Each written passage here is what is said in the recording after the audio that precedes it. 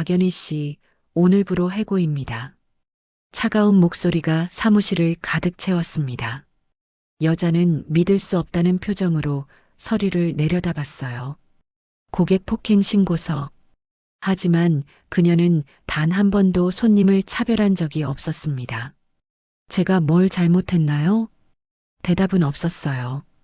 4년간 최우수 직원이었던 그녀에게 남은 건 짐을 싸라는 말뿐이었죠. 복도를 비틀거리며 나오는 여자. 바로 그때 구석에 웅크린 남루한 노인과 눈이 마주쳤습니다.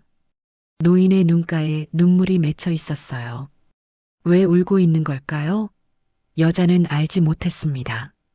저 노인이 모든 것을 지켜보고 있었다는 것을, 그리고 이 만남이 그녀의 인생을 완전히 바꿀 거라는 것도요.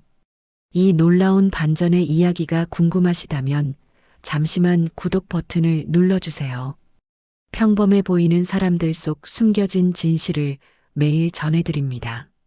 하지만 사흘 전까지만 해도 연희는 그저 외로운 직장인이었습니다. 그럼 이제 모든 게 시작된 그날로 돌아가 봅니다. 해고 통보를 받기 사흘 전, 추석 전날 밤이었습니다. 그날 연희는 몰랐어요. 자신의 외로움이 누군가의 마음을 움직이고 있다는 것을. 며칠 후, 연희의 모든 것이 무너질 거였습니다. 하지만 그날 밤 연희는 아무것도 몰랐어요. 추석 전날 밤 태양백화점 명동점 직원 휴게실은 왁자지껄했습니다. 나 내일 친정 간다. 우리 엄마가 송편 300개 빚었대. 우와, 진짜? 나는 시댁 가야 돼. 근데 시어머니가 해주시는 갈비찜이 진짜 맛있어. 나는 우리 아빠 만나러 간다. 1년 만에 귀국하셔서 완전 기대돼. 웃음소리가 휴게실을 가득 채웠어요. 명절을 앞둔 설렘이었죠. 각자 휴대폰을 꺼내 가족들과 통화하기 시작했습니다. 엄마, 나 내일 몇 시 차 타? 응, 알았어. 보고 싶어. 따뜻한 목소리들이 여기저기서 들렸어요. 연희는 구석에 조용히 앉아 있었습니다. 핸드폰을 꺼내 통화 목록을 봤어요. 텅 비어 있었습니다. 가족란은 아예 존재하지 않았어요. 저장된 연락처는 동료 몇 명과 고아원 원장 선생님뿐이었죠. 연희야, 너는 어디가? 친척집? 동료가 물었습니다. 저요? 저는 집에서 쉴 거예요. 밀린 드라마도 보고요. 연희가 억지로 밝게 웃었어요. 하지만 거짓말이었습니다. 쉴 집도 돌아갈 가족도 기다리는 사람도 없었어요. 원룸에 혼자 라면 끓여 먹을 게 뻔했죠. 혼자? 심심하겠다. 우리 집에 올래? 우리 엄마가 음식 엄청 많이 하시는데. 아니야, 괜찮아. 나 혼자 있는 거 좋아해. 또 거짓말이었어요. 연희는 혼자 있는 게 무서웠습니다. 하지만 동정받고 싶지는 않았죠. 퇴근길, 연희는 고아원 앞을 지났습니다. 사랑의 집, 자신이 18살까지 자란 곳이었어요. 안을 들여다봤어요. 아이들이 명절 음식을 만들고 있었습니다. 선생님들이 엄마가 해준 것처럼 가르쳤죠. 자, 송편은 이렇게 빚는 거야. 엄마들이 다 이렇게 해주신대. 하지만 아이들 눈에는 쓸쓸함이 어려 있었어요. 진짜 엄마가 아니니까요. 연희도 그랬었죠. 명절마다 다른 아이들이 부모님과 떠나는 걸 보며 혼자 남았었어요. 연희의 눈가가 뜨거워졌습니다. 나도 저랬겠지. 평생 가족이 뭔지 모르고 살았어. 원룸으로 돌아온 연희는 냉장고를 열었어요. 김치와 계란, 라면 몇 개가 전부였습니다. 명절 음식이라곤 하나도 없었죠. 연희는 라면을 끓였어요. 혼자 작은 테이블에 앉아 먹었습니다. 옆집에서는 가족들의 웃음소리가 들렸어요. 아이가 할아버지를 부르는 소리, 엄마가 음식 나르며 웃는 소리. 연희는 라면을 먹다 말고 젓가락을 놓았어요. 갑자기 목이 메었습니다. 일기장을 폈어요. 오늘도 누군가 아빠라고 부르는 소리를 들었다고 적었습니다. 나는 단 한 번도 그 단어를 입 밖에 낸 적이 없다고요. 가족이 있다는 게 어떤 기분일까 정말 궁금하다고 썼어요. 연희는 일기장을 덮고 불을 껐습니다. 어둠 속에서 천장을 바라봤어요. 내일도 모레도 혼자일 거였습니다. 하지만 그녀는 몰랐습니다. 며칠 후 모든 것이 무너질 거라는 것을요. 그런데 이 이야기를 제대로 이해하려면 조금 더 과거로 돌아가야 합니다. 6개월 전 연희와 민재가 처음 만난 그날로요. 6개월 전으로 돌아가 봅니다. 태양백화점 VIP 라운지 오후 3시였어요. 연희는 평소처럼 명품관에서 일하고 있었습니다. 그때 위층 라운지에서 비명소리가 들렸어요. 어머, 저분 쓰러지셨어. 연희가 계단을 뛰어 올라갔습니다. 라운지 소파에 한 노부인이 쓰러져 있었어요. 주변 직원들은 우왕좌왕하며 어찌할 바를 몰랐죠. 누가 119 불러요. 어떻게 해요? 움직여도 돼요? 혼란스러운 상황이었습니다. 하지만 연희는 침착했어요. 재빠르게 노부인에게 다가가 맥박을 확인했습니다. 119 불러주세요. 지금 바로요. 연희의 목소리는 떨림 없이 단호했어요. 그리고 노부인의 옷깃을 느슨하게 풀어주며 기도 확보를 했습니다. 고아원에서 배운 응급처치였죠. 괜찮으세요? 숨 쉬세요. 천천히요. 노부인의 호흡이 조금씩 안정되기 시작했어요. 그 모습을 한 남자가 지켜보고 있었습니다. 라운지 구석자리에 앉아 커피를 마시던 35살의 남자 강민재였어요. 민재는 태양그룹 전무였지만 그날은 신분을 숨기고 평범한 손님처럼 와 있었습니다. 매장 직원들의 진짜 모습을 보고 싶었거든요. 하지만 연희를 보는 순간 그런 건 잊어버렸어요. 저렇게 따뜻한 사람이 있구나. 구급차가 도착했어요. 연희는 끝까지 노부인 곁을 지켰습니다. 구급대원들에게 상황을 설명하고 노부인의 손을 잡아주며 안심시켰죠. 괜찮으세요. 병원 가시면 금방 나으실 거예요.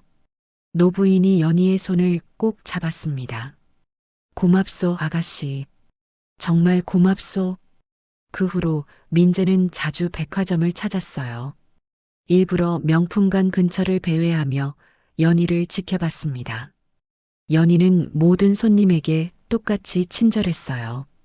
비싼 옷을 입은 손님에게도 소박한 차림의 손님에게도 차별 없이 웃으며 응대했죠. 한 달이 지났을 때 민재는 마침내 용기를 냈습니다. 실례지만 저녁 한번 같이 하실 수 있을까요? 연희는 놀랐어요. 고급 정장의 남자가 자신에게 말을 거는 게 낯설었죠. 저요? 네. 커피라도 괜찮습니다. 한 번만 시간 내주시겠어요? 민재의 눈빛은 진실했습니다. 연희는 조심스럽게 고개를 끄덕였어요. 6개월이 흘렀습니다. 두 사람은 사랑에 빠졌어요. 민재는 연희의 따뜻함에 매일 감동했습니다. 연희는 민재의 진심에 처음으로 마음을 열었죠. 가족이 없다는 게 부끄러웠지만 민재는 개의치 않았어요. 나한테 중요한 건 지금의 당신이에요. 과거가 아니라. 하지만 행복은 오래가지 못했습니다. 어느 날 저녁 민재는 아버지를 찾아갔어요. 한남동 저택, 거대한 서재였습니다. 태준 회장은 창밖을 바라보고 서 있었어요. 서울 야경이 한눈에 내려다 보이는 곳이었죠. 아버지, 말씀드릴 게 있습니다. 말해보거라. 결혼하고 싶은 사람이 있습니다. 태준이 천천히 돌아섰어요. 표정이 굳어 있었습니다. 누구인가? 박연이라고 합니다. 태양백화점 명동점 직원이고요. 민재가 깊게 숨을 들이쉬었습니다. 고아원 출신입니다. 부모님은 안 계시고 혼자 장학금 받아 대학 나왔습니다. 탁! 태준이 책상을 내리쳤어요. 커피잔이 쓰러지며 뜨거운 액체가 서류 위로 쏟아졌습니다. 말도 안 되는 소리 하지 마. 우리 집안이 어떤 집안인데 고아를 며느리로 들여. 아버지, 연희는 누구보다 착한 사람입니다. 착함으로 결혼하나? 가문과 가문이 만나는 게 결혼이야. 태준의 목소리가 사무실을 울렸어요. 저는 연희를 사랑합니다. 사랑? 태준이 비웃었어요. 그런 걸로 평생을 사나? 아버지도 예전에 사랑하셨잖아요. 순간 태준의 움직임이 멈췄습니다. 45년 전 수연이라는 여자가 떠올랐어요. 가난했지만 세상에서 가장 따뜻했던 첫사랑. 비 오는 날 작은 우산을 함께 쓰며 걷던 그 여자. 하지만 선대 회장의 반대로 떠나보낼 수밖에 없었죠. 그리고 10년 전 교통사고로 잃은 딸 수아도 떠올랐습니다. 25살 연희와 같은 나이였어요. 봉사를 좋아하고 약한 사람을 돕는 걸 좋아하던 딸. 나가라. 태준의 목소리는 차갑게 식어 있었습니다. 아버지, 나가라고 했다. 민재가 주먹을 꽉 쥐었어요.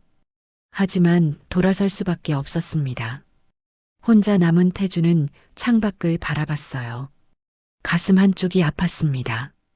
수연의 얼굴이, 수아의 얼굴이 계속 떠올랐죠. 내가 지키지 못한 사람들. 태준은 주먹으로 가슴을 쳤습니다. 아팠어요. 하지만 마음을 바꿀 수는 없었습니다. 일주일 후 태양백화점 명동점 명품관은 평소보다 분주했습니다. VIP 고객이 방문한다는 소식 때문이었어요. 직원들은 긴장한 얼굴로 매장을 정리하고 있었죠. 오늘 오시는 분이 서지원 씨래. 태성건설 회장 딸이야. 헐, 진짜? 그 재벌 중에 재벌? 동료들이 수군거렸습니다. 연희는 묵묵히 진열대를 닫고 있었어요. 오후 2시 명품관 입구가 열렸습니다. 서지원이 들어섰어요. 최신 디자이너 드레스에 명품 가방을 들고 선글라스를 쓴 채였죠. 뒤에는 비서 2명이 따라왔습니다. 어서 오세요, 고객님. 직원들이 일제히 허리를 숙였어요. 연희도 공손하게 인사했습니다. 지원은 선글라스를 벗으며 매장을 훑어봤어요. 마음에 들지 않는다는 표정이었죠. 이번 시즌 신상품 다 나왔어? 네, 고객님. 이쪽에 준비되어 있습니다. 연희가 안내하려 했지만 지원이 손을 휘저었습니다. 너 말고 다른 사람. 연희는 당황했어요. 하지만 프로답게 미소를 유지했죠. 알겠습니다. 다른 직원이 나섰습니다. 지원은 가방들을 하나씩 집어들며 품평했어요. 이게 300만 원? 싸구려 같은데? 저희 브랜드의 시그니처 라인입니다. 고객님. 시그니처가 이 모양이야? 지원이 가방을 던졌습니다. 바닥에 떨어진 가방을 연희가 재빨리 주워들었어요. 고객님, 제품이 손상될 수 있습니다. 연희가 조심스럽게 말했죠. 지원이 연희를 위아래로 훑어봤습니다. 너, 박연희 맞지? 네, 고객님. 지원의 입꼬리가 올라갔어요. 차갑게 웃는 것이었습니다. 민재 오빠 좋아하는 거 다 알아. 주변이 조용해졌어요. 다른 직원들이 숨을 죽였습니다. 연희의 얼굴이 굳었어요. 어떻게 알았을까요? 민재와의 관계를 비밀로 했는데. 꿈깨. 너 같은 애가 우리 집안에 들어올 수 있을 것 같아? 지원의 목소리가 차가워졌습니다. 고객님, 저는 지금 업무 중입니다. 연희가 침착하게 대답했어요. 하지만 손이 떨리고 있었죠. 업무? 맞아. 너는 평생 그런 일이나 해야지. 고아 주제에 재벌가 며느리는 무슨. 지원이 비웃었습니다. 주변 직원들은 고개를 숙인 채 눈치만 봤어요. 아무도 나서지 않았습니다. 연희는 입술을 깨물었어요. 손톱이 손바닥을 파고들었습니다. 참아야 해. 그리고 말이야. 지원이 다시 가방을 집어들었어요. 이런 싸구려들이나 팔면서 어떻게 민재 오빠 수준을 맞춰? 오빠 시계 하나가 너 1년치 월급일 텐데. 연희는 아무 말도 하지 않았습니다. 대답할 수 없었어요. 지원의 말이 틀리지 않았으니까요. 뭐 상관없어. 어차피 우리 아버지가 이미 손을 쓰셨거든. 윤 회장님한테. 지원이 가방을 다시 바닥에 던졌습니다. 민재 오빠는 나랑 결혼할 거야. 이미 다 정해진 일이라고. 그리고 돌아서서 나갔어요. 비서들이 황급히 따라갔죠. 매장에 침묵이 흘렀습니다. 연희는 바닥에 떨어진 가방을 주워들었어요. 손이 계속 떨렸습니다. 눈물이 날 것 같았지만 참았죠. 연희야, 괜찮아? 동료가 조심스럽게 물었습니다. 응, 괜찮아. 연희가 억지로 웃었어요. 하지만 괜찮지 않았습니다. 그날 밤 연희는 민재에게 전화했어요. 민재 씨, 서지원 씨가 오늘 백화점에 왔어요. 뭐? 지원이가? 제 이야기 다 알고 있더라고요. 그리고 연희의 목소리가 떨렸습니다. 아버님이 반대하시는 거 맞죠? 저 같은 사람은 안 된다고 하시는 거 맞죠? 연희야, 그건. 민재가 대답하지 못했어요. 침묵이 흘렀습니다. 연희는 알았습니다. 침묵이 곧 대답이라는 걸요. 괜찮아요. 알고 있었어요. 저도 알고 있었어요. 연희가 전화를 끊었습니다. 원룸 창문으로 서울 야경이 보였어요. 빛나는 건물들, 행복한 사람들이 사는 세상. 하지만 연희는 그 세상에 속하지 못했습니다. 역시 나는 안 되는구나. 가족도 없고 배경도 없고 아무것도 없는 나는. 연희는 무릎을 안고 웅크렸어요. 눈물이 흘러내렸습니다. 그때 연희는 몰랐습니다. 백화점 구석에서 한 노인이 모든 것을 지켜보고 있었다는 것을요. 낡은 파카를 입은 노인. 바로 태준이었습니다. 태준은 지원이 연희를 모욕하는 모습을 다 봤어요.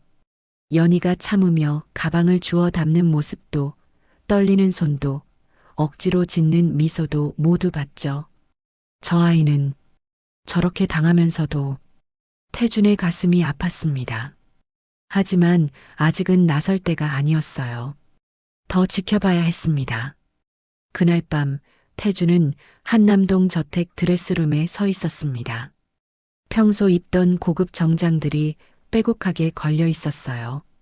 수천만 원짜리 옷들이었죠. 하지만 태준은 그것들을 지나쳐 맨 안쪽 구석으로 갔습니다. 먼지가 쌓인 낡은 옷장을 열었어요. 그 안에는 30년 전 옷들이 걸려 있었습니다. 젊은 시절 건설 현장에서 일할 때 입었던 옷들이었죠. 태준은 낡은 군복 파카를 꺼냈어요. 소매 끝은 닳아서 보풀이 일어나 있었고 지퍼는 반쯤 고장 나 있었습니다. 직접 보겠어. 그 여자가 정말 어떤 사람인지. 해진 청바지와 구멍난 운동화까지 챙겼습니다. 5천만 원짜리 시계도 풀어서 서랍에 넣었어요. 거울을 봤습니다. 초라한 노인이 서 있었어요. 다음 날 아침 태준은 지하철을 탔습니다. 30년 만이었어요. 사람들이 슬쩍 피해 섰습니다. 냄새가 난다고 생각한 모양이었죠. 명동역에 도착했어요. 태양백화점이 보였습니다. 자신이 소유한 건물이었지만 오늘은 노숙자로 들어가는 거였어요. 백화점 입구에 들어서자마자 보안 요원이 다가왔습니다. 손님, 여기는 못 들어오십니다. 젊은 보안 요원이 태준을 위아래로 훑어봤어요. 눈빛이 차갑게 변했습니다. 백화점 아닌가요? 손님 같은 분은 다른 곳으로 가셔야 합니다. 보안 요원이 태준의 팔을 잡으려 했어요. 바로 그때였습니다. 잠깐만요. 여자의 목소리가 들렸어요. 연희였습니다. 연희가 재빨리 걸어왔어요. 명품관 유니폼을 입고 있었죠. 무슨 일이세요? 이분이 들어오시려고 하는데. 보안 요원이 난처한 표정으로 말했습니다. 연희가 태준을 봤어요. 남루한 파카, 구멍난 신발, 더러운 얼굴. 하지만 연희의 표정은 전혀 변하지 않았습니다. 어르신, 어디 가시려고 하세요? 목소리가 따뜻했어요. 태준은 속으로 놀랐습니다. 저, 선물 하나 사고 싶은데요. 네, 안내해 드릴게요. 어떤 선물 찾으세요? 연희 씨, 이분은 보안 요원이 당황했습니다. 고객님이에요. 연희가 단호하게 말했습니다. 그리고 태준을 향해 미소 지었죠. 이쪽으로 오세요, 어르신. 태준은 연희를 따라 백화점 안으로 들어갔어요. 사람들의 시선이 따가웠습니다. 왜 저런 사람이 여기 있어? 냄새 나는 것 같은데. 연희는 신경 쓰지 않았어요. 태준을 명품관으로 안내했습니다. 어르신, 누구 드릴 선물이세요? 아들 생일 선물입니다. 아드님이시구나. 몇 살이세요? 35입니다. 연희의 얼굴이 밝아졌어요. 우와, 멋진 나이네요. 어떤 걸 좋아하세요? 태준은 연희를 바라봤습니다. 진심으로 궁금해하는 표정이었어요. 그 순간 태준의 머릿속에 한 장면이 스쳐 지나갔습니다. 12년 전 백화점 앞이었어요. 당시 13살이던 딸 수아가 노숙자 할아버지 앞에 쪼그려 앉아 있었죠. 할아버지, 추우시죠? 이거 드세요. 수아가 호빵을 건네는 모습이었습니다. 태준이 말렸었어요. 수아야, 이리 와. 위험해. 하지만 수아는 고개를 저었었죠. 아빠, 할아버지도 누군가의 아빠였을 거예요. 우리처럼요. 그때 수아의 눈빛과 지금 연희의 눈빛이 똑같았습니다. 따뜻하고 진실했어요. 태준의 가슴이 철렁했습니다. 어르신? 괜찮으세요? 연희가 걱정스럽게 물었어요. 태준이 정신을 차렸습니다. 아, 네. 괜찮습니다. 넥타이는 어떠세요? 직장 다니시는 분이면 유용하게 쓰실 거예요. 얼마나 하는데요? 여러 가격대가 있어요. 이건 15만 원, 이건 50만 원. 태준이 일부러 당황한 표정을 지었습니다. 너무 비싸네요. 더 싼 건 없나요? 다른 직원이 지나가다 연희를 봤어요. 그리고 코웃음을 쳤습니다. 저런 손님한테 시간 낭비한다는 표정이었죠. 하지만 연희는 개의치 않았어요. 그럼 이쪽은 어떠세요? 7만 원짜리도 있어요. 품질은 똑같이 좋아요. 연희가 다른 제품을 보여줬습니다. 친절하게 하나하나 설명했어요. 태준은 연희의 손을 봤습니다. 가는 손가락이 떨리고 있었어요. 아까 서지원한테 당한 일 때문이겠죠. 하지만 목소리는 여전히 밝았습니다. 또 떠올랐습니다. 수아의 마지막 모습이었어요. 10년 전 교통사고 전날 밤이었습니다. 수아가 고아원 봉사를 마치고 돌아왔었죠. 아빠, 오늘 한 아이가 그러는 거예요. 언니는 엄마 아빠 있어서 좋겠다고. 수아의 눈에 눈물이 맺혀 있었어요. 그래서 제가 말했어요. 너도 소중한 사람이라고. 가족이 없어도 괜찮다고. 수아야. 아빠, 저는 행복해요. 그래서 그 행복을 나눠주고 싶어요. 다음 날 수아는 그 아이를 만나러 가다가 사고를 당했습니다. 빗길에 미끄러진 차에 치였어요. 그리고 돌아오지 못했습니다. 태준은 눈을 감았어요. 10년이 지났지만 여전히 아팠습니다. 어르신, 아드님이 어떤 색 좋아하세요? 연희의 목소리가 들렸어요. 태준이 눈을 떴습니다. 연희가 환하게 웃고 있었어요. 수아처럼 파란색을 좋아합니다. 그럼 이거 어때요? 네이비색인데 은은하게 광택도 있어요. 연희가 넥타이를 꺼내 보여줬어요. 계산대로 가는 길에 매장 과장이 연희를 불렀습니다. 이서윤 씨, 저런 손님한테 시간 낭비하지 마. 과장님, 모든 고객님이 소중합니다. 연희가 조용히 대답했어요. 또 수아였습니다. 수아도 그랬었어요. 자신의 신념을 굽히지 않았죠. 어르신, 계산해 드릴게요. 계산을 마치고 포장된 넥타이를 받았어요. 감사합니다, 어르신.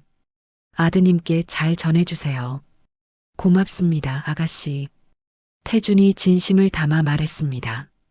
목이 메는 것 같았어요. 백화점을 나와 건물 밖 벤치에 앉았습니다. 손에 든 작은 쇼핑백을 내려다봤어요. 수아야, 이 아이는 너와 똑같구나. 태준의 눈에서 눈물이 흘러내렸습니다. 10년 만에 흘리는 눈물이었어요. 잃어버린 딸을 다시 만난 것 같은 느낌이었습니다. 일주일이 지났습니다. 연희는 평소처럼 명품관에서 일하고 있었어요. 오후 2시, 손님이 별로 없는 시간이었죠. 연희야, 잠깐 쉬어. 내가 카운터 볼게. 동료가 말했습니다. 연희가 고개를 끄덕이고 직원 휴게실로 가려는데 입구에서 익숙한 목소리가 들렸어요. 여기 사람 없어? 서지원이었습니다. 연희의 몸이 굳었어요. 하지만 프로답게 미소를 지으며 다가갔습니다. 어서 오세요, 고객님. 아, 너구나. 지원이 선글라스를 벗으며 비웃었어요. 오늘은 뭘 도와드릴까요? 이번 시즌 신상품 보여줘. 가방. 연희가 신상품 코너로 안내했습니다. 지원은 가방들을 하나씩 집어들며 품평했어요. 이게 500만 원? 디자인이 별로네. 고객님 취향에 맞는 다른 디자인도 있습니다. 연희가 다른 가방을 보여줬어요. 하지만 지원은 관심이 없었습니다. 원래 물건을 사러 온 게 아니었으니까요. 지원이 가방을 테이블 위에 던졌어요. 그리고 연희를 쳐다봤습니다. 너 아직도 민재 오빠랑 만나? 고객님, 개인적인 질문은 대답해. 지원의 목소리가 차갑게 변했어요. 연희는 입술을 깨물었습니다. 대답하고 싶지 않았지만 고객 앞에서 무례할 수는 없었죠. 그건 제 사생활입니다. 사생활? 지원이 웃었어요. 좋아. 그럼 이건 어때? 지원이 갑자기 뒤로 물러섰습니다. 그리고 일부러 진열대에 부딪혔어요.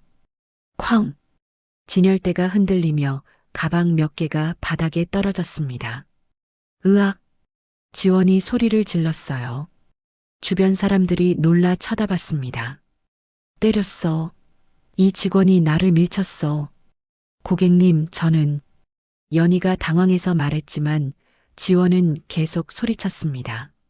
다들 봤죠? 이 직원이 저를 밀었어요. 매장에 있던 다른 손님들이 모여들었어요. 직원들도 급히 달려왔죠. 무슨 일이세요? 매장 과장이 다가왔습니다. 이 직원이 저를 폭행했어요. CCTV 확인하면 다 나올 거예요. 지원이 손가락으로 연희를 가리켰습니다.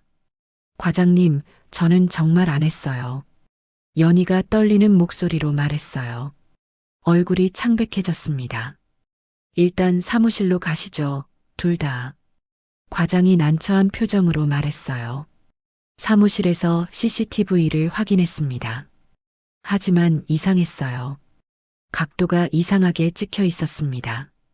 마치 연희가 지원을 민 것처럼 보였죠. 맞죠? 제가 거짓말하는 거 아니에요.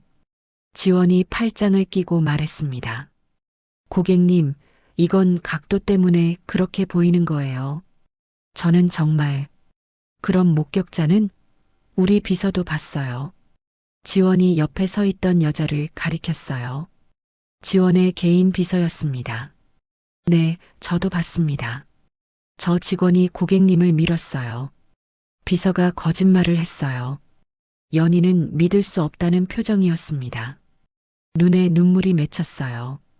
과장님, 정말 아니에요. 저는 일단 오늘은 조퇴하세요. 본사에 보고하겠습니다. 과장이 차갑게 말했어요. 연희는 비틀거리며 사무실을 나왔습니다. 복도를 걸으며 눈물을 참았어요. 하지만 참을 수 없었습니다. 그때였어요. 복도 구석에 한 노인이 서 있었습니다. 낡은 파카를 입은 노인. 일주일 전 넥타이를 산 그 할아버지였어요. 노인의 눈가에 눈물이 맺혀 있었습니다. 연희는 이상했어요. 왜 저 할아버지가 여기 있을까? 왜 울고 있을까? 하지만 지금은 그럴 여유가 없었습니다. 연희는 고개를 숙이고 지나쳤어요. 태주는 모든 것을 봤습니다. CCTV 앞에 서서 지켜봤어요. 서지원이 일부러 부딪힌 것, 거짓 증언, 조작된 영상. 모두 계획된 일이었죠. 이건 아니야. 이건 절대 아니야. 태준의 주먹이 떨렸습니다. 분노가 치밀어 올랐어요. 3일이 지났습니다. 연희는 인사팀으로 호출됐어요. 가슴이 두근거렸습니다. 박연희 씨, 인사팀장이 서류를 내밀었어요. 고객 폭행건으로 해고 조치합니다. 팀장님, 저는 정말 안 했어요. 연희가 울먹였습니다. 증거가 있습니다. CCTV와 목격자 진술서. 팀장님, 제발. 이 일은 제 전부예요. 4년 동안 최선을 다했어요. 결정된 사항입니다. 짐 싸세요. 차가운 목소리였어요. 연희는 무너졌습니다. 바닥에 주저앉아 고개를 떨구었어요. 왜 저한테? 목소리가 떨렸습니다. 명품관으로 돌아와 짐을 쌌어요. 동료들이 안타까운 눈빛으로 바라봤지만 아무도 나서지 않았습니다. 연희야, 미안해. 우리가 아무것도 못해줘서. 괜찮아. 너희 잘못 아니야. 연희가 억지로 웃었어요. 사물함을 열어 개인 물건들을 꺼냈습니다. 4년치 추억이 담긴 것들이었어요. 우수사원 상장, 동료들과 찍은 사진, 손님들이 써준 감사 편지. 모두 상자에 담았습니다. 백화점을 나서는 연희의 뒷모습을 태준이 지켜보고 있었어요. 건물 밖 구석에 서서요. 연희의 어깨가 떨리고 있었습니다. 울고 있는 거였죠. 태준의 가슴이 찢어질 것 같았어요. 조금만 참아라, 연희야. 내가 꼭 바로잡을게. 하지만 아직은 때가 아니었습니다. 끝까지 지켜봐야 했어요. 그날 밤 연희는 원룸 바닥에 주저앉아 있었습니다.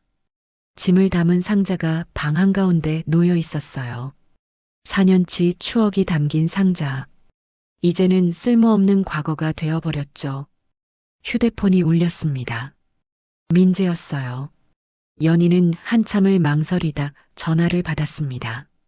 여보세요. 연희야. 무슨 일이야? 해고됐다고? 민재의 목소리가 급했어요. 이미 소식을 들은 모양이었죠. 응. 오늘 짐 쌌어. 어떻게 된 거야? 내가 뭘 잘못했다고? 서지원 씨가 왔었어. 그리고 연희의 목소리가 떨렸습니다.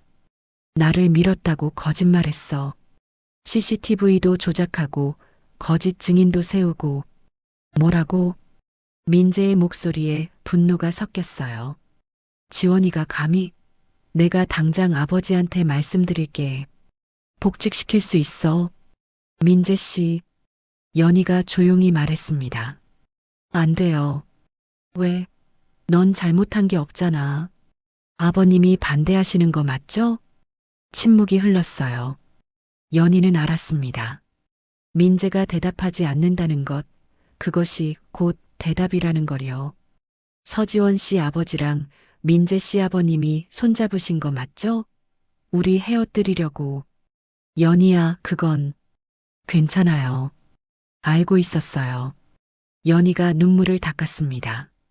저 같은 사람은 안 되는 거 알고 있었어요. 고아에, 백화점 직원에, 이제는 해고된 백수에. 그런 말하지 마. 민재의 목소리가 커졌어요. 나한테 중요한 건 너야. 배경이 아니라. 내가 아버지 설득할게. 시간이 좀 걸려도. 민재 씨. 연희가 말을 끊었습니다. 우리 헤어져요. 뭐라고? 저 때문에 민재 씨만 힘들어요. 아버님과 사이도 나빠지고 회사 일도 어려워지고 그런 거 상관없어. 나는 너랑 저한테는 상관 있어요. 연희의 목소리가 단호해졌어요. 민재 씨는 좋은 사람이에요. 저보다 훨씬 더 좋은 사람 만나야 해요. 가족도 있고 배경도 있고 민재 씨 옆에 어울리는 사람이요. 연희야, 제발. 사랑해줘서 고마웠어요. 6개월 정말 행복했어요. 연희의 눈에서 눈물이 줄줄 흘러내렸습니다. 처음으로 누군가한테 소중한 사람이 된 것 같았어요. 가족이 생긴 것 같았고요. 그럼 왜 헤어지자는 거야? 민재도 울고 있었어요. 그게 민재 씨한테 맞는 일이니까요. 제가 민재 씨를 진짜 사랑한다면 놓아줘야죠. 연희야. 행복하세요, 민재 씨. 연희가 전화를 끊었습니다.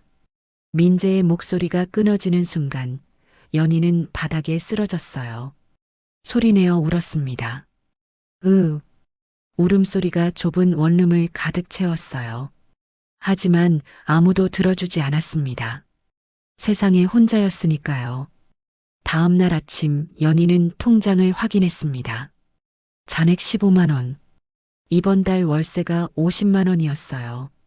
도저히 낼 수 없는 금액이었죠. 그때 휴대폰이 울렸습니다. 사랑의 직 고아원 원장이었어요. 연희야, 미안한데 혹시 이번 달 후원금 어려우면 괜찮아. 요즘 힘들다고 들었어. 연희는 5년 동안 매달 50만 원씩 고아원에 후원해 왔습니다. 아니에요, 선생님. 보내드릴게요. 정말 괜찮아? 억지로 하지 마. 괜찮아요. 아이들 밥은 먹여야죠. 전화를 끊고 연희는 통장을 다시 봤어요. 15만 원에서 50만 원을 보낼 수는 없었습니다. 대출을 받아야 했죠. 연희는 스마트폰으로 대출 앱을 켰어요. 신용대출, 금리 연 18%. 손가락이 떨렸습니다. 하지만 송금 버튼을 눌렀어요. 300만 원 대출 승인. 그중 50만 원을 고아원에 보냈습니다. 나머지 250만 원으로 월세를 내고 당분간 생활비로 쓸 거였어요. 일자리를 빨리 구해야 해. 그래야 갚을 수 있어. 하지만 쉽지 않았습니다. 서지원이 손을 쓴 걸까요? 어디에 이력서를 내도 떨어졌어요. 일주일이 지났습니다. 연희는 편의점 야간 알바 공고를 봤어요. 시급 9천 원, 밤 11시부터 아침 7시까지. 여기라도 해야지. 면접을 보러 갔습니다. 다행히 합격했어요. 그날 밤부터 일을 시작했어요. 밤새 서서 물건을 정리하고 손님을 응대하고 청소를 했습니다. 아침 7시 퇴근 시간이었어요. 연희는 비틀거리며 집으로 돌아왔습니다. 거울을 봤어요. 눈 밑에 다크서클이 짙게 내려앉았고 얼굴은 창백했습니다. 이게 내 모습이구나. 일주일 전만 해도 백화점 직원이었어요. 단정한 유니폼을 입고 손님들에게 미소 지으며 일했죠. 하지만 지금은 편의점 알바생이었습니다. 밤새 일하고 최저 시급을 받는 사람이었어요. 연희는 침대에 쓰러졌습니다. 눈물이 나오려 했지만 이미 다 말라버렸어요. 하나도 없어. 나한테는 정말 아무것도 없어. 직장도 사랑도 가족도 미래도 모든 게 사라졌습니다. 연희는 눈을 감았어요. 잠들고 싶었습니다. 영원히요. 그때 연희는 몰랐습니다. 누군가 자신을 지켜보고 있다는 것을요. 한강 다리 근처에서 새벽마다 연희가 출근하는 모습을 지켜보는 노인이 있었습니다. 태준이었어요. 태준은 연희의 모든 일정을 알고 있었습니다. 비서를 통해 파악했죠. 저 아이가 밤새 일하고 있어. 빚까지 내서 고아원에 돈을 보내고 태준의 가슴이 무너졌습니다. 이제 그만. 이제 나서야 해. 하지만 참았어요. 마지막 한 번만 더. 진짜 바닥을 보고 나서 구해주고 싶었습니다. 그래야 연희가 진짜로 자신을 필요로 할 테니까요. 이틀 후 새벽 2시 연희는 한강 다리 위를 걷고 있었습니다. 편의점 야간 알바가 끝난 후였어요. 집으로 가는 길이었지만 발걸음이 무거웠습니다. 돌아가도 아무도 없는 빈방뿐이었으니까요. 다리 난간에 기대어 섰어요. 아래로 흐르는 강물을 내려다봤습니다. 깜깜했어요. 물소리만 들렸죠. 이렇게 끝나는 걸까? 아무 의미도 없이? 연희의 눈에서 눈물이 흘러내렸습니다. 직장도 잃고 사랑도 잃고 빚만 남았어요. 매일 밤 편의점에서 일하지만 미래가 보이지 않았습니다. 차라리 그때 뒤에서 목소리가 들렸어요. 아가씨. 연희가 돌아봤습니다. 낡은 파카를 입은 노인이 서 있었어요. 어르신. 백화점에서 넥타이를 샀던 그 할아버지였습니다. 왜 여기 계세요? 위험해요. 노인이 조심스럽게 다가왔어요. 산책하다가요. 잠이 안 와서. 그런데 아가씨야말로 이 새벽에 왜? 연희가 쓸쓸히 웃었습니다. 저요? 저도 그냥요. 태주는 연희의 얼굴을 봤어요. 눈이 퉁퉁 부어 있었습니다. 울었던 거죠. 무슨 일 있으세요? 아니에요. 괜찮아요. 연희가 고개를 저었어요. 하지만 목소리가 떨렸습니다. 태주는 알고 있었어요. 연희가 얼마나 힘든지, 얼마나 외로운지 모두 지켜봤으니까요. 아가씨. 네. 저기 편의점에서 따뜻한 거라도 마실까요? 제가 살게요. 어르신이 어떻게? 오늘 폐지 팔아서 돈이 좀 생겼어요. 커피 한 잔 정도는 괜찮아요. 연희는 거절하려다 고개를 끄덕였습니다. 혼자 있기 싫었어요. 24시간 편의점 앞 벤치. 두 사람이 따뜻한 캔커피를 들고 앉아 있었습니다. 한참을 침묵하다 연희가 먼저 입을 열었어요.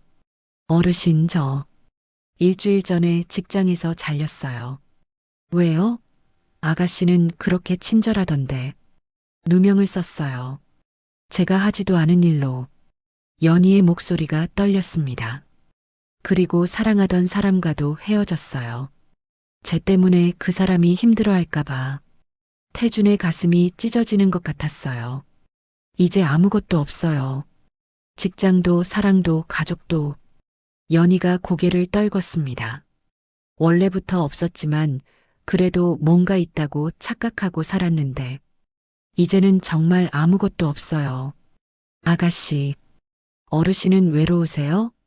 연희가 물었어요. 태준이 대답했습니다. 네. 많이 외롭습니다. 가족은요? 딸이 하나 있었습니다. 그런데 10년 전에 사고로 잃었어요. 연희가 놀라 고개를 들었어요. 몇 살이었어요? 25. 저랑 같은 나이네요. 침묵이 흘렀습니다. 많이 그리우시겠어요. 태준의 목소리가 떨렸어요. 매일 밤 꿈에 나타납니다. 아빠, 왜 날 못 지켜줬어? 하고 물어요. 연희도 울었습니다. 저는 반대예요.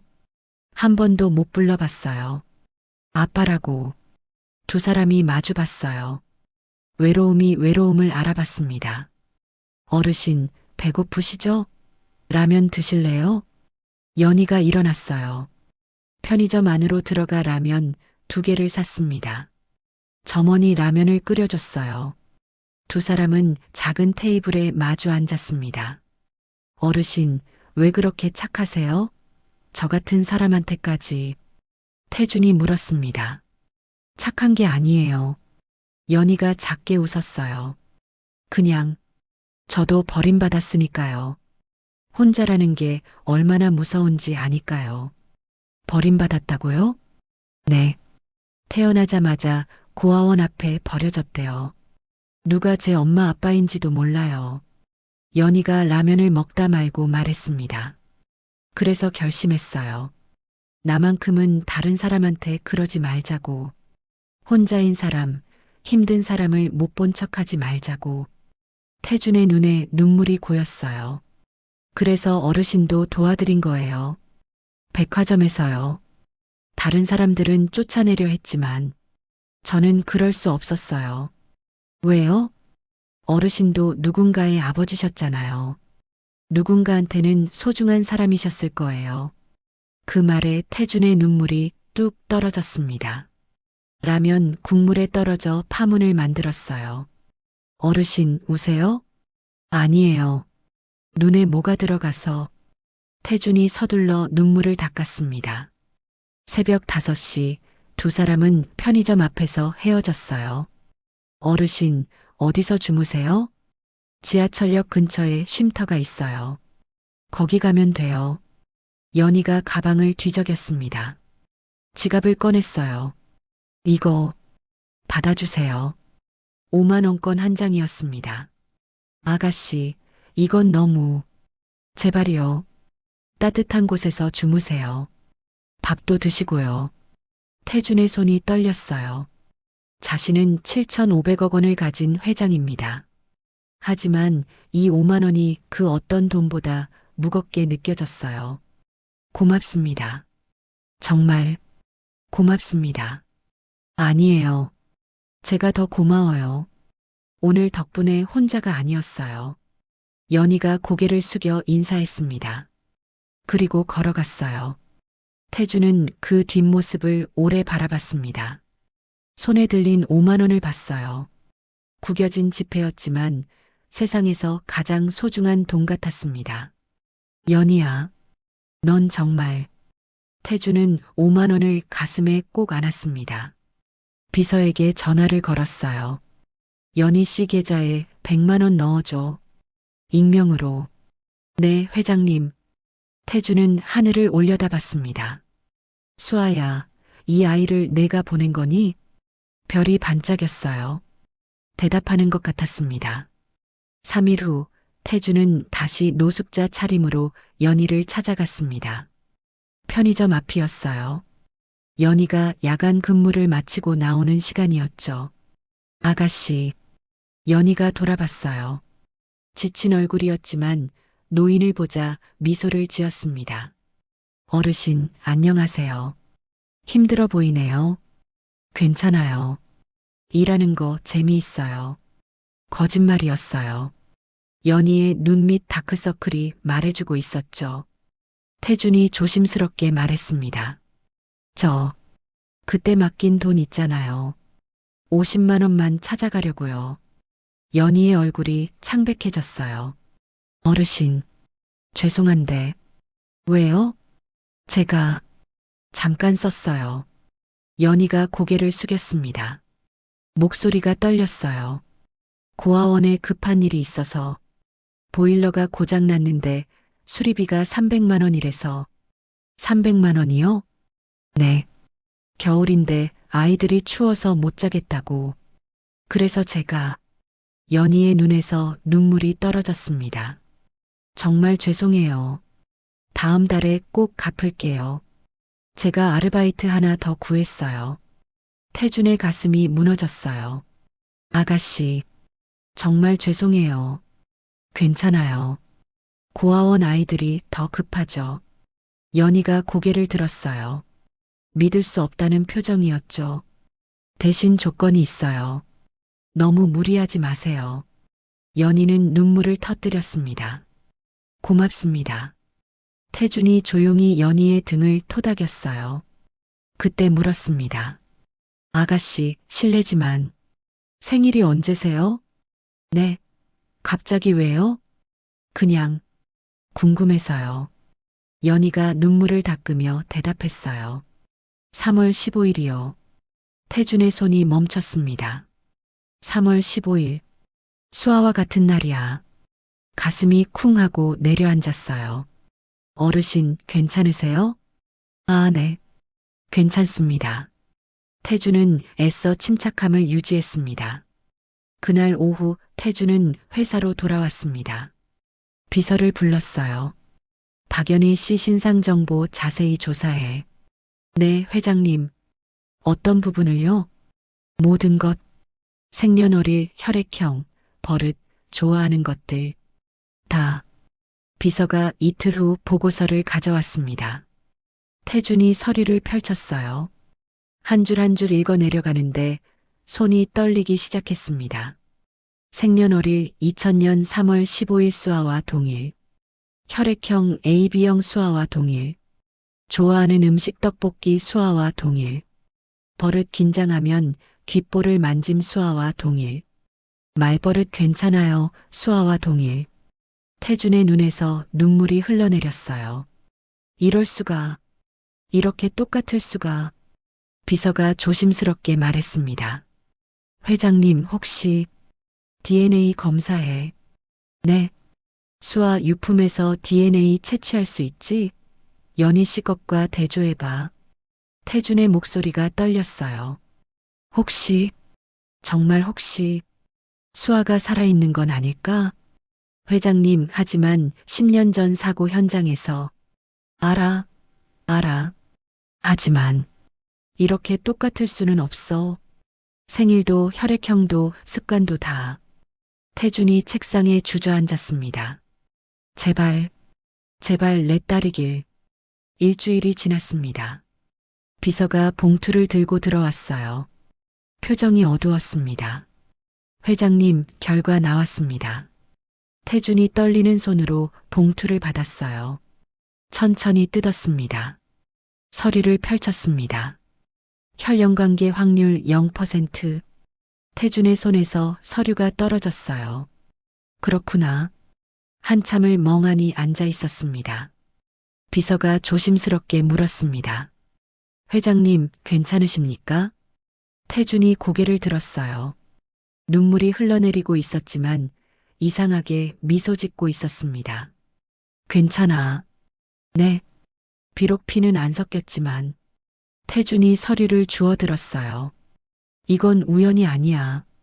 수아가 보낸 거야. 회장님, 생각해봐.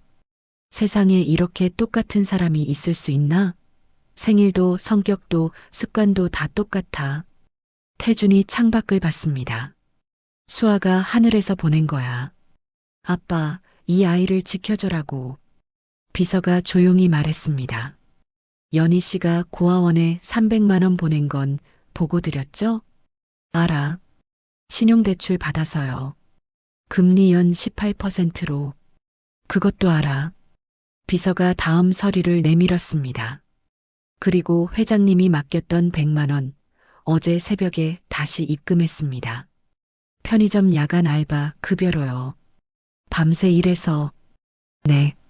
그리고 낮에는 전단지 돌리는 아르바이트도 시작했습니다. 하루 14시간 일하고 있어요. 태준이 주먹을 꽉 쥐었어요. 그리고 이건 지난 5년간 통장 내역입니다. 서류를 펼치자 매달 50만 원씩 고아원에 후원한 기록이 빼곡했습니다. 연봉이 2,500만 원인데 매년 600만 원을 기부했습니다. 4분의 1을요. 태준은 서류를 내려놓았어요. 더 이상 볼 수 없었습니다. 비서. 네, 회장님. 상견례 준비해. 네. 하지만 회장님께서 반대하신다고. 내가 틀렸어. 완전히 틀렸어. 태준이 일어섰습니다. 가문이 뭐가 중요해? 피가 뭐가 중요해? 창밖을 바라봤어요. 이 아이는 돈보다 사람을 먼저 세워. 자기가 힘들어도 남을 돕지. 이런 사람이 진짜 귀한 거야. 태준은 서재로 갔습니다. 서랍에서 수아의 사진을 꺼냈어요. 수아야, 고마워. 사진 속 딸이 환하게 웃고 있었습니다. 내가 보낸 선물이구나. DNA는 달라도 마음으로는 이미 내 딸이야. 태준이 사진을 가슴에 안았습니다. 이번엔 내가 지킬게. 너처럼 착한 아이가 다시는 아프지 않게. 노을이 아름다웠습니다. 태준은 결심했어요. 이제 모든 걸 바로잡을 때가 왔다고요. 이틀 후 태양백화점 명동점에 긴급 공지가 떴습니다. 윤태준 회장님 방문 예정. 전 직원 대기 바람. 매장이 발칵 뒤집혔어요. 회장이 직접 오는 건 10년 만의 일이었습니다. 빨리 정리해. 회장님 오신다. 직원들이 부산하게 움직였어요. 매장 과장은 땀을 뻘뻘 흘리며 지시했죠. 오전 10시 검은색 벤츠가 백화점 앞에 멈춰섰습니다. 차에서 내린 남자. 네이비 정장에 5천만 원짜리 시계를 찬 남자. 윤태준 회장이었어요. 직원들이 일렬로 서서 인사했습니다. 안녕하십니까, 회장님. 태준은 무표정하게 고개만 끄덕였어요. 그리고 곧장 명품관으로 향했습니다. 매장 과장이 황급히 따라왔어요. 회장님, 영광입니다. 무엇을 도와드릴까요? 과장실로 안내하게. 네. 과장실에 들어서자 태준이 말했습니다.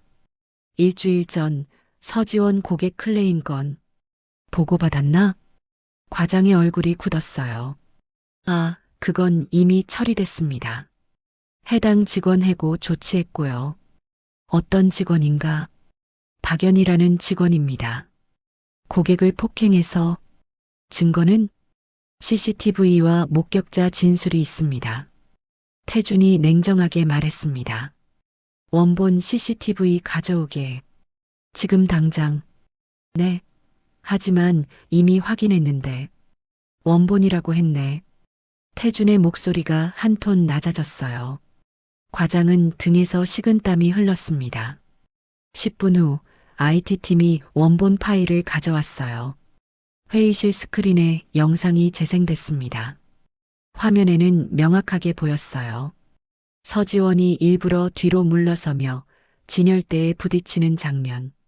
연희는 아무것도 하지 않았습니다. 이게 뭔가? 태준이 과장을 돌아봤어요. 회장님, 이건 조작됐던 거 아닌가? 각도를 바꿔서 과장은 대답하지 못했어요. 태준이 다음 영상을 틀었습니다. 서지원이 비서에게 돈봉투를 건네는 장면이었어요. 이건 뭔가 위증 매수 아닌가? 회장님, 저는 몰랐습니다. 몰랐다? 태준이 책상을 쳤어요. 증거도 제대로 확인 안 하고 직원을 해고했다는 건가? 죄송합니다. 당장 인사팀 불러. 10분 후 인사팀장이 들어왔습니다. 박연희 직원, 즉시 복직 조치하게. 네, 회장님. 그리고 억울하게 해고당한 데 대한 보상금 1,000만 원 지급하고. 알겠습니다. 태준이 과장을 봤어요. 배동수 과장. 네. 자네 오늘부로 해고야. 과장의 얼굴이 새하얗게 변했습니다. 회장님, 제발 한 번만 봐주십시오. 직원을 제대로 관리하지 못한 책임, 그리고 무고한 사람을 해고시킨 책임. 져야지. 태준이 일어섰어요. 그리고 서지원 씨. 비서가 서류를 내밀었습니다.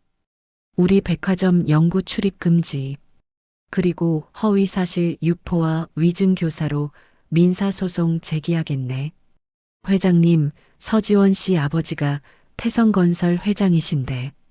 상관없어. 태준의 눈빛이 차갑게 빛났어요. 잘못한 사람은 대가를 치러야지. 그게 누구든. 회의실을 나오며 태준이 물었습니다. 박연희 씨 연락처 하나? 네, 인사 파일에 있습니다. 전화 연결해주게. 잠시 후 전화가 연결됐어요. 여보세요? 연희의 목소리였습니다. 피곤해 보였어요. 비서가 전화를 건넸습니다. 태준이 받았어요. 박연희 씨, 태양백화점 인사팀입니다. 네. 무슨 일이세요? 복직 결정이 났습니다. 내일부터 출근해 주시면 됩니다. 전화 너머로 숨막히는 소리가 들렸어요. 정말요? 정말 복직이요? 네. 그리고 그간의 피해 보상금 1,000만 원 입금해 드렸습니다. 확인해 보세요. 감사합니다. 정말 감사합니다. 연희의 목소리에 눈물이 섞여 있었어요. 태준은 조용히 미소 지었습니다. 전화를 끊었어요. 회장님, 이제 어떻게 하시겠습니까? 비서가 물었습니다. 상견례 날짜 잡아. 이번 주 토요일로. 알겠습니다. 태주는 명품관을 한번 둘러봤어요. 연희가 서 있던 자리, 노인 차림으로 왔을 때 연희가 자신을 맞이하던 그곳. 조금만 기다려라, 연희야. 곧 만나게 될 거야.